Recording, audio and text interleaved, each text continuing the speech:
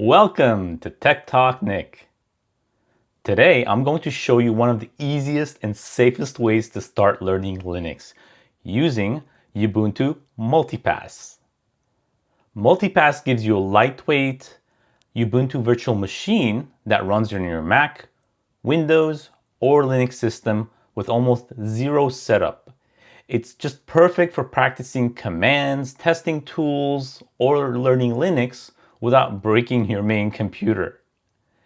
In this video, I'm going to walk you through installing Multipass, launching your first Ubuntu instance, creating a non-root user for least privilege, and a handful of essential tips and tricks along the way to help you get comfortable in Linux. So let's jump in. First, head over to multipass.run. Multipass, as you can see here, supports macOS, Intel and Apple Silicon, Windows, and Linux versions. Download the installer for the system you want to run it on. On macOS, Multi uses HyperKit or QEMU. On Windows, it uses Hyper-V or VirtualBox, depending on your setup. And basically, once it is installed here, we're going to go ahead and open up the terminal or PowerShell if you like on Windows and run the following. Once it's installed, open up your terminal. We're going to type in multipass version. If you see a version number, you're good to go. So let's launch our first Ubuntu instance. We're going to run multipass launch. We're going to give it a name of Ubuntu-test. This is going to download the latest Ubuntu LTS image and it's going to boot it up automatically. Now that it's launched, we're going to enter the VM. We're going to type in multipass shell Ubuntu test, which was the name of the VM. And now we're inside this clean Ubuntu environment where we can run commands, we can install tools, we can experiment without affecting your main system. Now by default, Multipass logs you in as a Ubuntu user, which already has sudo privileges. But if you want to practice least privilege or simulate a real production environment, you should create a non-root, non-sudo user. This is going to help you avoid accidental system damages. It's going to help you learn proper privilege escalation and overall understand Linux security best practices. So now inside the VM, I'm going to type in sudo add user trainee, where we're going to add this user called trainee. It's going to prompt for a password twice. Optional information.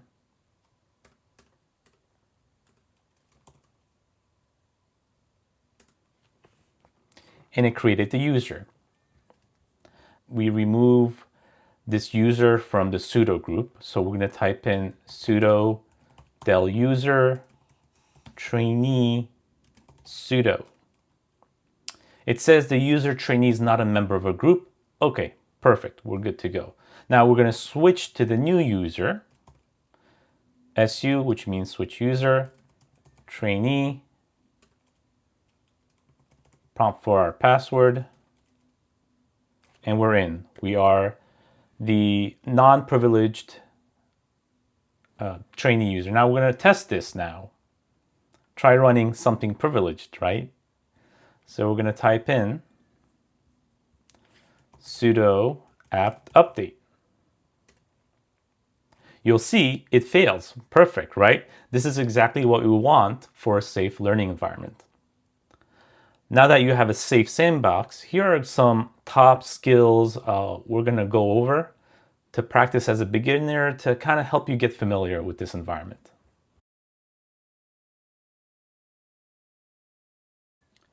We're going to start with the basics. So we have things like ls. This is going to show us what files or directories are available in our current folder. We don't have anything. So let's try creating a directory called temp. So we're going to type in mkdir, make directory, temp. And this is going to create a directory. Now we'll see that if I do an ls, we see the temp directory right there. What if we want to get more information, more context about this directory, such as permissions and so on, and what this user has in terms of read, write, etc. So we're going to do ls-l. This is going to give us a more listing-based format, and you'll see it'll give us what the read, write permissions is, what group it's under, the size, the date, timestamp, all that stuff. Now, sometimes when we go from directory to directory in the terminal, it's easy to get confused where we are. One of the most important commands I always use is pwd. This is going to show us the present working directory we're under. And this is going to be /home/trainee, the non-privileged user we created before. So what if we want to create a file instead of a folder? So there's a command called touch, and we're going to call it file.txt. This is going to create a file.txt file, and we can peek inside of it by using a simple command called cat, and then reference the file.txt. Right now, there's nothing inside of that file. Later on, we'll probably add some stuff inside of it so we can look inside. But for now, we're going to go with the basics. So I'm going to create another folder. Another file. So we're going to do touch file2.txt. We're going to list it out, see what we have. We have a directory, temp. We have a file and a file2.txt. What if we want to delete that temp directory? We no longer need it. We can then use called rm. Rm is a delete basically. Now there's two ways you can use it. We can reference rm file2.txt, meaning remove this file, which removed it. But sometimes we want to remove folders, right? So we can do rm temp.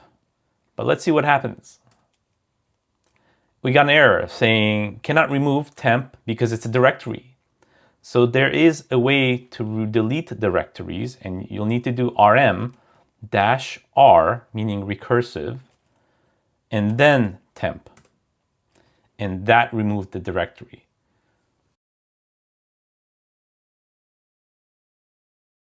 Now, there are times you don't know what the proper parameters are, just like how we use rm and then the directory and we got an error, right? We didn't know that we were supposed to use the -r for recursive. We can use help files here. So we can do rm --help. And this gives us some more context. So if we scroll up a bit here, you'll see recursive -r means that remove directories and their contents recursively. So if you ever get stuck, typing the command --help really helps you out. Pun intended. Now there are times that we want to copy a file or rename a file. There are two commands we can focus on here. We have cp, copy. So right now, let's just see what we're working with. We're working with file.txt. We want to make a copy of that file. So we can do cp file.txt. We want to make a copy of this, but we want to call it something else. Let's say file2.txt. Now, if we do list it out, we'll see we have two files, a copy of that file called file2.txt. Now, what if we want to rename, we made a mistake. We were meant to call file2 as like file3, right? How do we rename a file? The way to do it is through the mv command. Basically, it's a move command.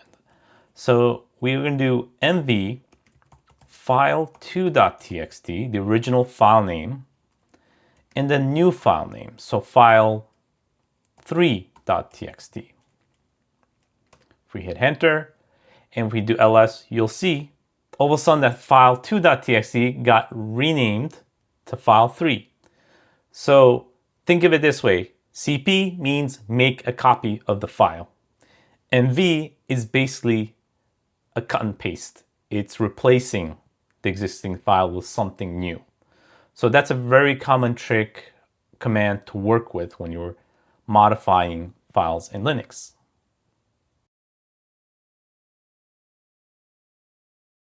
Now, let's talk about working with file or text editors. That's a very important basic concept to know in Linux as you get familiar here. We are going to be dealing with two text editors. There's VI or Vim, and then there's Nano. VI Vim is a bit more advanced. It's more mainstream, but Nano is a bit simpler to use, more intuitive. So you have the option to use either. We're going to try to use both to get familiar. We're going to try with first looking inside of the file, right? So we're going to go cat, the command we used before to peek inside of a file, file.txt.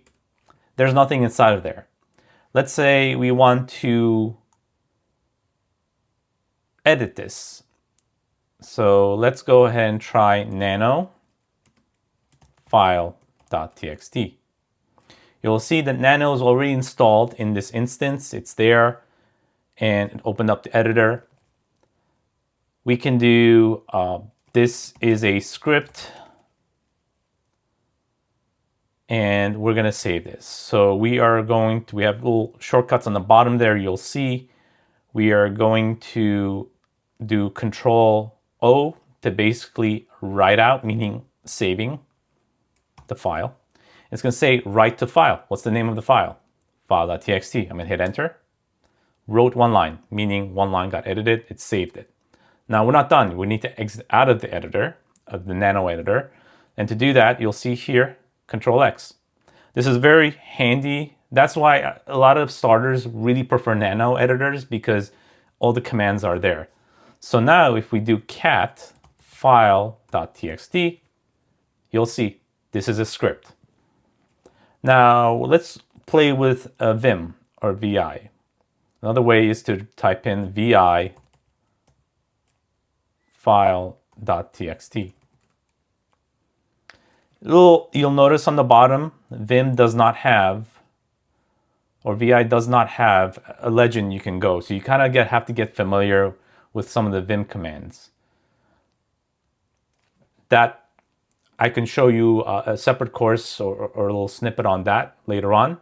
But right now we're going to exit out of this by typing in colon and then quit exclamation mark, meaning exit out of this, but don't save this. So just wanted to show you that Vim, VI are a bit more complex. You need to know kind of all the commands. Nano, very straightforward. So as you're starting out here, I highly suggest getting familiar with Nano first. I'll do another video maybe on how to get more familiar with Vim later on. So now that we created a text file, let's kind of delve into chmod. It's a common command to change permissions of a file or folder. Let's start with the file. So we have the file.txt we created before. If I'm peeking inside of it, it says this is a script. So let's say this is a script, right? But our txt file shows us it's actually a text file. We need to turn it into a script. So let's use some of our knowledge we learned prior. So first, we need to rename the extension from a txt to called an sh file. In Linux, sh is a shell format file that is usually executed. It's not a text file. So the way to do that, we're going to do the mv command. We're going to rename it in place, not make a copy, right? So we're going to do mv file.txt. Instead, we're going to name it script.sh.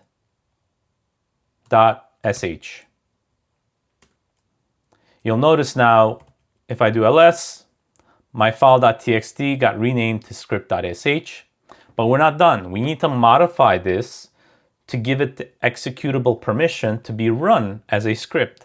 The way to do that is through the chmod command. So we can do chmod -- help to get more information here, and it gives us a lot of options.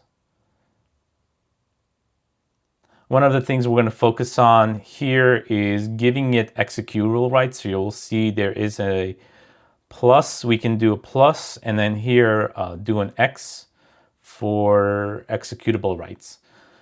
So we are going to run chmod plus X script.sh. If we do now ls-l, we'll see that now this file, script.sh, also has an X at the end, meaning that it's now an executable. So if I want, I can run this now. If I go /script.sh, it's going to run as an executable, and we'll see. It says actually line 1, this command not found. Of course, because the script is not an actual script. It's just saying this is a script. But if this was an actual script and it had the right parameters and codes in there, it would run this as a script. But just wanted to show you all these concepts we've learned so far and kind of blending and bringing them full circle together here.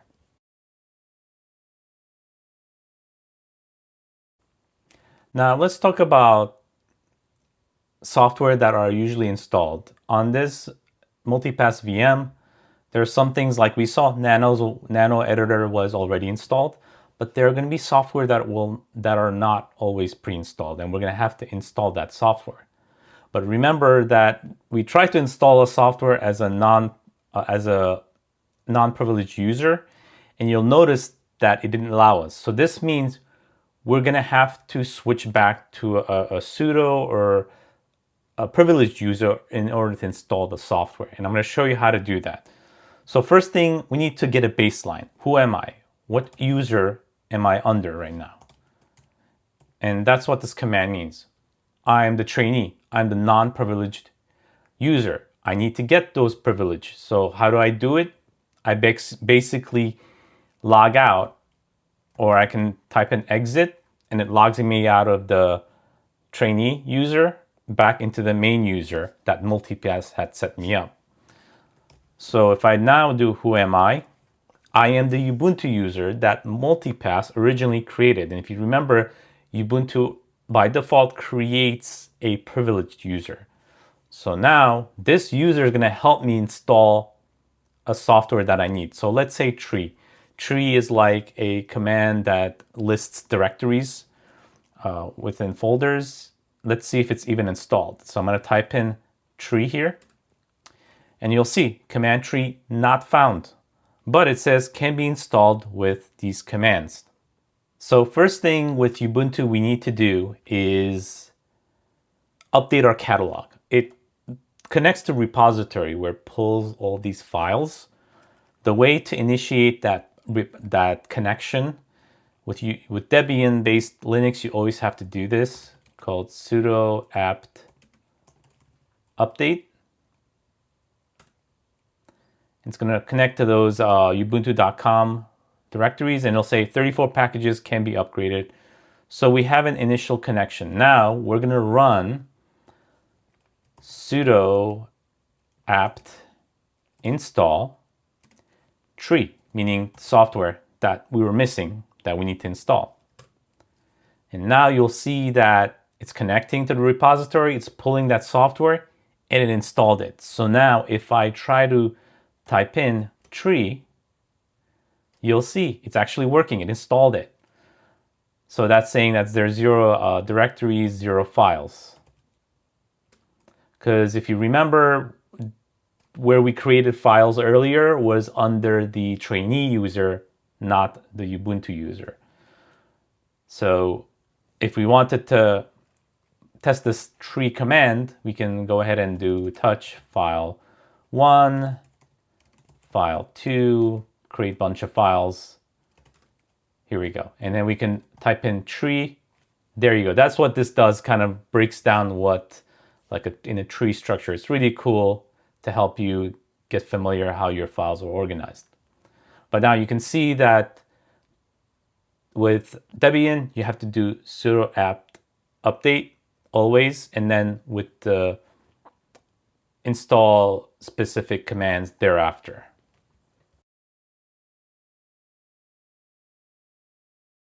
Now, another cool series of commands I want you to get familiar with are IP, ping, and curl commands. So IP-A, it's going to show us our current IP address. We can see here across all our network interfaces. So you'll see here the LO means loopback IP. It's an internal IP that every Linux system has. But this one over here is my network interface, and then that is my IP information. So that's a quick way, if you don't know what your information is regarding IPs, to get that. Another great command is sometimes you set up a Linux environment, you want to test to make sure that it can connect to the internet. The way to do that is to type in ping and then let's say google.com. And you'll see it's pinging it out, it's connecting. And I can go ahead and hit Control and C to end it. So this confirms that my internet is working. Another way is if you want to maybe pull a file from a website, there is a command called curl. So we can try curl www.google.com. And you'll see that it actually pulled the full website. This is a bunch of CSS, HTML files that it just literally dumped from the website. So that means between IP, I have an IP address, I was able to ping, and then I was able to curl connect to a website. Tells me that my VM environment in Linux is connected to the internet and properly working.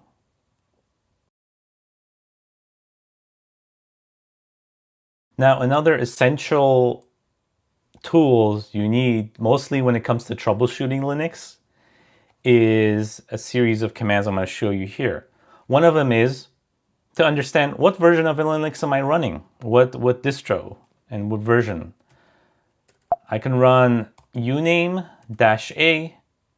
This is going to tell me I have Ubuntu, the name of the VM, the version, down to the kernel. So this gives me some details of what kind of a Linux environment, including the kernel version, I'm on. Now, sometimes you need to look at a space on the disk on a VM. The way we do that is we do df disk-free-h. -h means it's human readable format. It's easy to understand. And we'll see, this is the current listing of this host within the main root directory. So this gives us how much space is available, how much is used, and so on. This is a very important thing to know for troubleshooting.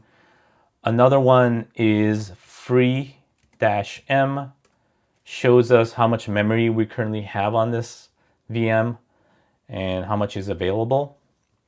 Another good one is called top. Top basically shows us how much CPU, what's running on this virtual machine, and how much resources it's using from, you can hear in the column, from CPU down to the memory.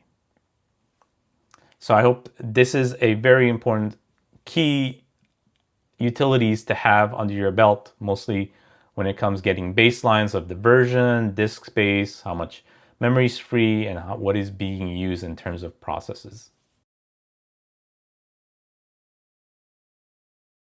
So now that we got familiar of all these common Linux commands within our Linux environment, let's get out of that environment into Multipass and talk about some common commands you may need to interact when it comes to the Multipass platform.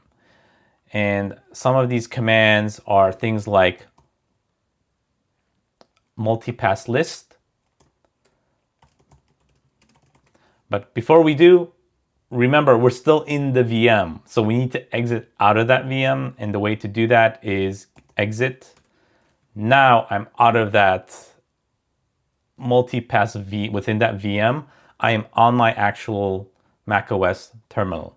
So now I can run multipass list. And this is going to list out my current VM and what state it is in. Right now it is running. So let's say we want to stop this VM. We're no longer using it, or we're done with our lab here. We can type in multipass stop, the name of the VM. And it takes a while, a little bit, stops it, and we're good to go. So now if we go ahead and list it again, we'll see that it is in a stop state. Now, if we want to go ahead and start it again, we can do multipass and instead do start and the name of the VM. It'll spin that VM right back up. And you'll see now that it spun up that VM. We can go ahead and type in multipass list. It's in a running state. Let's now go ahead and stop it again because we want to delete this VM.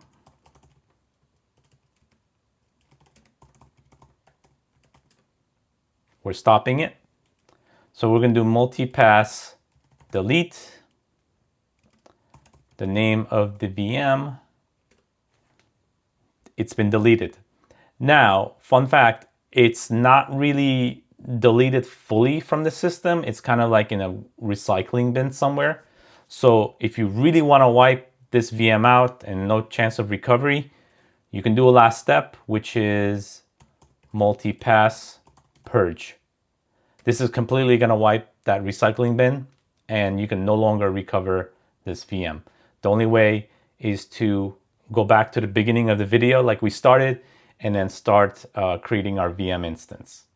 So now I want to show you some additional tips and tricks around using some custom multipass commands, which could be helpful. So in this case, before, if you were familiar in the beginning of this, we had done multipass launch -- name Ubuntu test. But we can additionally add parameters where we can size things up in terms of number of CPUs, memory, and disk space. So we have that control over what size we want our VMs to be. So now I can go ahead and do -- CPUs 2, meaning I want 2 CPUs -- memory.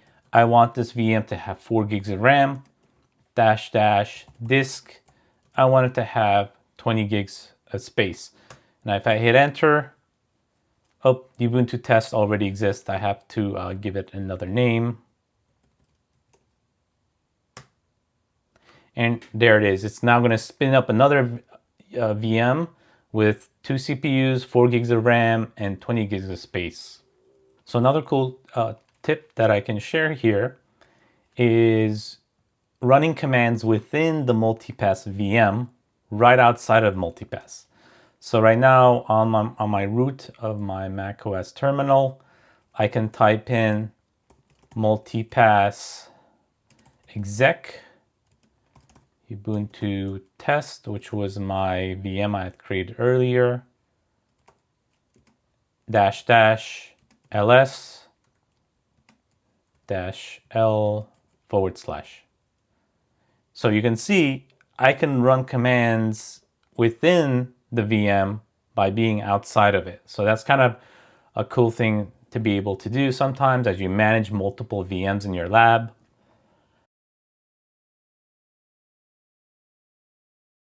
Another great thing to learn and have is the concept of snapshots. Snapshots takes a backup of that instance so you can then restore it immediately. This is great if you're playing around with Linux and then you break something and then you want to go restore back to a working state. So the way we can do that in multipass is we can type in multipass snapshot and then the name of the VM. Okay, so basically it said it can only take a snapshot when the VM is stopped. So multipass stop Ubuntu test. It's going to stop it. Now I can go ahead and run the snapshot, and a snapshot is taken. So we're at a point, let's say we broke our VM, we need to restore from a snapshot we just took. The way to do that, we need to list out what snapshots do we have. The way to do that is multipass list -- snapshots. We can see we have one snapshot 1 there, so we can restore from that. And to restore it, we can do multipass restore. It has to be an instance and then dot snapshots. So it has to be Ubuntu -test and then I guess dot snapshot 1. Do you want to take a snapshot of Ubuntu test before disregarding in its current state? No, I just want to go back to the last snapshot, so I'm going to type in yes. And there we go. My snapshot has been restored. I can do a multipass list. Right now it's in a stop state, and then I can start it.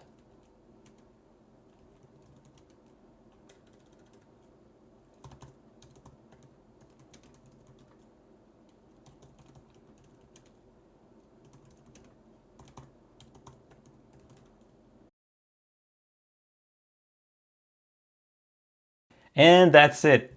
I showed you a lot today to play with in using multipass and getting started with Ubuntu Linux VMs, managing them. We discussed at least privilege in theory and also in a live environment. And a solid list of Linux fundamentals to start learning and getting familiar in your learning journey. If you want like more of a follow-up video on these Linux commands I discussed today, or even more on how to use VI editors beyond just that nano editor earlier I spoke about, please let me know in the comments what you would like me to deliver more content on. Again, thank you for watching. If you like this video and want to see more, please like and subscribe so I can bring you more videos like this in the future at Tech Talk Nick.